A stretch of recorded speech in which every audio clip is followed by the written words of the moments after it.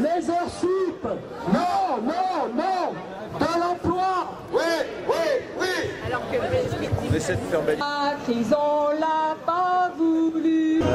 Pourquoi on est là, c'est parce qu'en fait la situation générale fait que la situation se dégrade. En fait, on voit bien qu'il y a des difficultés partout dans les entreprises. Donc c'est un ras-le-bol, il faut bien exprimer. Et puis nous, au travers de nos entreprises, on est d'autant plus touchés parce qu'on travaille chez Oliez. Donc bientôt, une partie des salariés vont être licenciés. Et puis on a bien peur que ce soit que la première vague, il y en aura sûrement d'autres.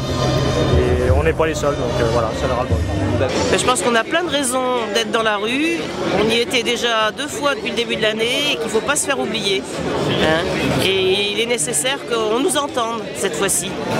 Ça va très mal partout, donc quand on voit tous les licenciements, tout ce qui se passe, moi j'étais délégué syndical quand je bossais, donc je sais ce que c'est que d'agir. Oui.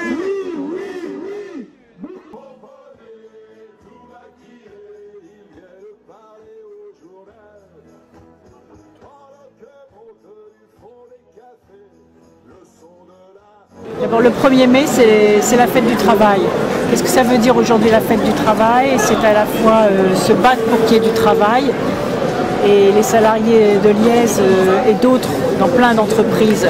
Les salariés se battent pour avoir du travail parce que il y a des possibilités, on le voit avec la voiture électrique et écologique.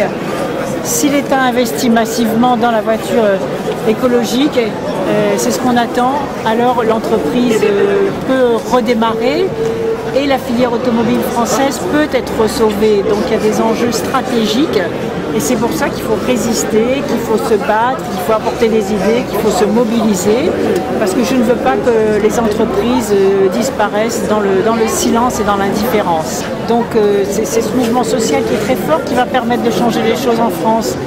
Donc à la fois c'est très dur, les choses vont mal, mais moi je veux aussi délivrer un message d'espoir pour qu'on ait un avenir commun, parce que je pense qu'une autre politique est possible, qu'il y a d'autres façons de faire, et on le voit avec les exemples concrets de la voiture électrique, écologique à Eulliès, c'est pour ça que je suis ici.